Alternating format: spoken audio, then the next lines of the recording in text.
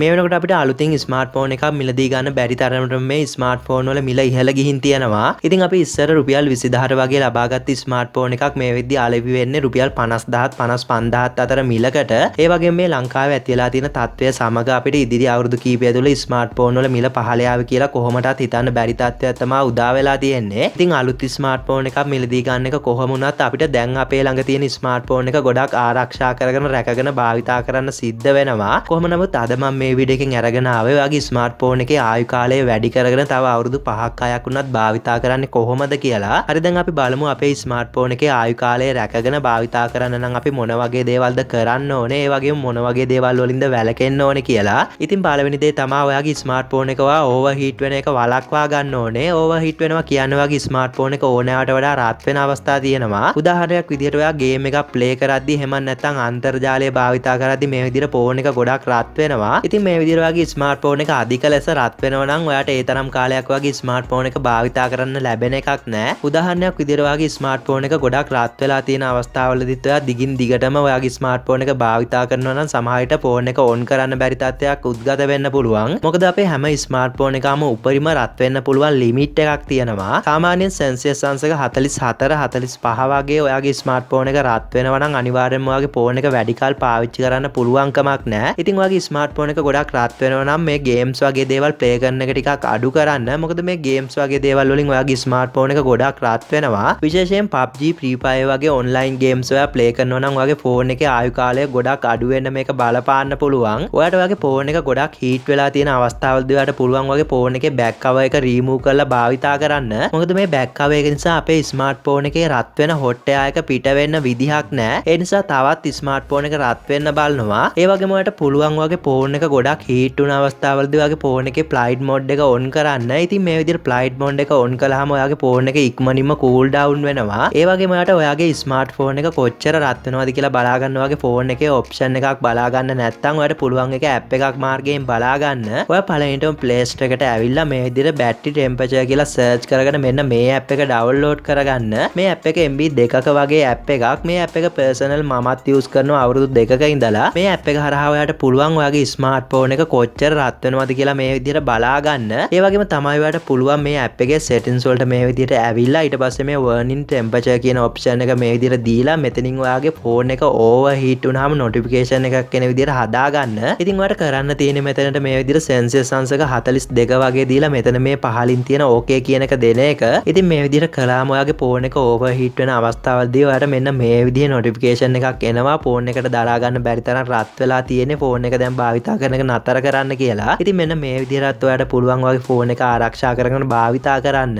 ඊළඟ දේ තමයි ඔයා නිතරම උත්සාහ කරන්න ඔරිජිනල් chargers සහ headphones භාවිතා කරන්න. මොකද ඔයා සාමාන්‍ය chargers USB cable භාවිතා කරනවා නම් ඔයාගේ ෆෝන් එකට ඒක ගොඩක් ලොකු හානියක් වෙන්න පුළුවන්. ඉතින් ඔයා ජීවිතේ කවදා හරි දවසක second hand button phone එකක charger එකක් හරි ඔයාගේ ෆෝන් එකට connect කරලා ඇති. ඉතින් ඒ charger එකක් ඔයාගේ ෆෝන් එකට connect කරපු අවස්ථාවදී ඔයාට දැනලා ඇති ඔයාගේ ෆෝන් එක touch කරන්න බෑ, automatically touch වෙනවා. ඒ වගේම රත් වෙනවා. ඒ වගේම සමහර hand free මේ විදිහට connect කරද්දී අපේ ෆෝන් එක off වෙනවා. එහෙම නැත්නම් මේ වෙලාවට අපේ ෆෝන් එක slow වෙලා හිර වෙනවා. ඉතින් මේ විදිහට ඔයාගේ ෆෝන් එකට ඔයා ගැලපෙන්නේ නැති chargers USB cable වගේ use කරනවා නම් ඔයාගේ ෆෝන් එක කොච්චර අලුත් වුණත් 100%ක්ම ඔයාගේ ෆෝන් එකේ ආයු කාලය නැති වෙන්න මේක බලපානවා. ඒ වගේම ඔයා එක එක device වලින් ඔයාගේ ෆෝන් එක charge කරන එක නතර කරන්න ඕනේ. ගොඩක් අය කරන වරදක් තමයි මේ TV එකේ තියෙන USB port මාර්ගයෙන් හරි වෙන sound system වල තියෙන USB port මාර්ගයෙන් හරි ෆෝන් එක charge කරන එක. ඉතින් මේ විදිහට එක එක උපාංග මාර්ගයෙන් ඔයාගේ ෆෝන් එක හෝ tab එක charge කරනවා නම් ඒකත් ඔයාගේ ස්මාර්ට්ෆෝන් එකේ ආයු කාලය අඩු වෙන්න ගොඩක් බලපානවා. ඉතින් ඔයා නිතරම උත්සාහ කරන්න ඔයාගේ ස්මාර්ට්ෆෝන් එකට ගැලපෙන ඔරිජිනල් chargers මිලදී අරගෙන භාවිතා කරන්න.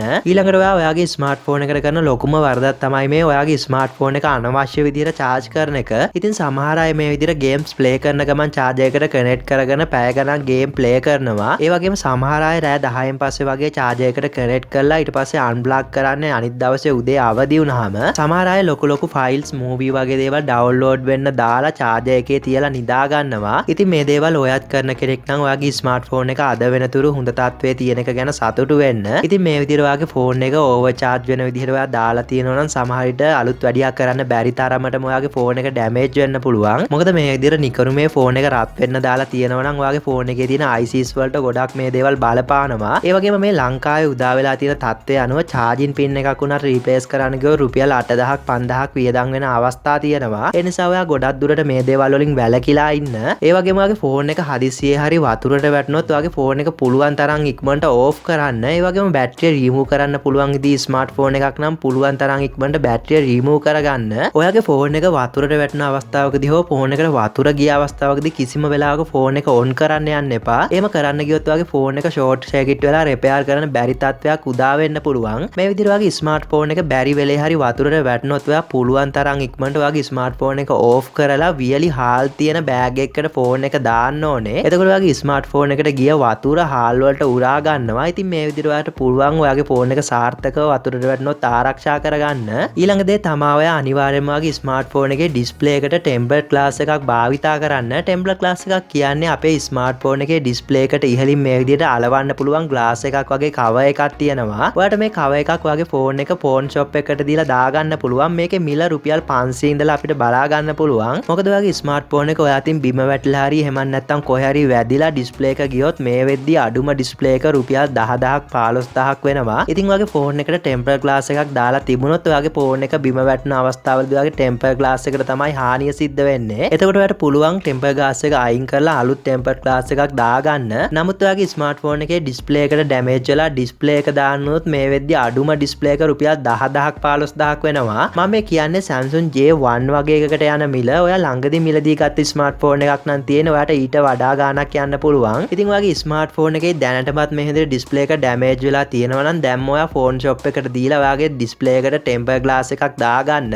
එතකොට ඔයාට පුළුවන් ඩිස්ප්ලේ එක රීප්ලේස් කරන්න යන මුදල ඉතුරු කරගෙන ස්මාර්ට් ෆෝන් එක දිගටම භාවිතා කරන්න. ඊළඟ දේ තමයි පරණ ස්මාර්ට් ෆෝන් එකක් එක දිගට භාවිතා කරන හැමෝටම ඇති වෙන ගැටලුවක් තමයි මේ ෆෝන් එක ඉක්මනින් ස්ලෝ වෙන එක. ඉතින් මේ විදිහට ස්ලෝ වෙන හිර වෙන ෆෝන් එකක් එක දිගටම ඔයා යූස් කරනවා නම් ඔයාගේ ෆෝන් එකට තවත් ඩැමේජ් වෙන්න පුළුවන්. ඉතින් ගොඩක් දෙනෙක් දන්නේ නැති දෙයක් තමයි අපේ ෆෝන් එක අපි අවුරුද්දකට සැරයක්වත් ෆැක්ටරි රීසෙට් කළ යුතුයි. ඉතින් ඔයාලට පුළුවන් වගේ ෆෝන් එක නිතරම ස්ලෝ නම් data on කරපු ගමන් වගේ ෆෝන් එක හිර වෙනවා නම් මේ විදිහට ස්මාර්ට් ෆෝන් එකේ settings වලට ඇවිල්ලා ෆැක්ටරි රීසෙට් setting හොයාගෙන රීසෙට් කරගන්න. ඉතින් මේ විදිහට ෆැක්ටරි රීසෙට් කළාම ඔයාගේ ෆෝන් එකේ තියෙන හැම දෙයක්ම මැකෙනවා. කොහොම නමුත් ඔයාගේ ෆෝන් එක මිලදී ගත්ත දවසේ තිබ්බ ස්පීඩ් එකට ඔයාලට මේ ෆැක්ටරි රීසෙට් එකෙන් පස්සේ ගන්න පුළුවන්. ඉතින් මෙන්න මේ විදිහට ඔයාගේ ස්මාර්ට් ෆෝන් එක ඔයා භාවිතා කරනවා නම් මේ ස්මාර්ට් ෆෝන් වල මිල ගණන් වෙනස් වෙනකන්වත් ඔයාගේ ස්මාර්ට් ෆෝන් එක ආරක්ෂා කරගෙන තියාගන්න පුළුවන්. ඉතින් වීඩියෝ එක ගැන මොකද හිතන්නේ? ඔයාගේ අදහස් සහ ප්‍රශ්න අනිවාර්යයෙන්ම පහලින් කමෙන්ට් කරන්න. ඒ වගේම ඔයා තාමත් අපේ channel එක subscribe කරලා නැත්නම් පහළ තියෙන රතු පාට subscribe button එක එකපාරක් click කරලා bell icon එක all දාගත්තොත් අපි අලුතින් වීඩියෝ එකක් දාපු ගමන් ඔයාලට දැනගන්න පුළුවන්. ඒ වගේම මේ ගැන ඔයාගේ නොදන්න යාළුවන්ට බලන්න ඔයාගේ social media වල share කරන්න. ඉතින් මේ වගේ වීඩියෝ මගේ YouTube channel එකේ මම ගොඩක් කරලා තිනවා. channel එකට ආවොත් ඔයාලට ඒවත් බලන්න පුළුවන්. එහෙමනම් මම වීඩියෝ එක මෙතනින් අවසන් කරනවා. තවත් මේ වගේ වීඩියෝ එකකින් හමු වෙමු. වීඩියෝ එකත් එක්ක එකතු වුණාට බොහොම ස්තුතියි.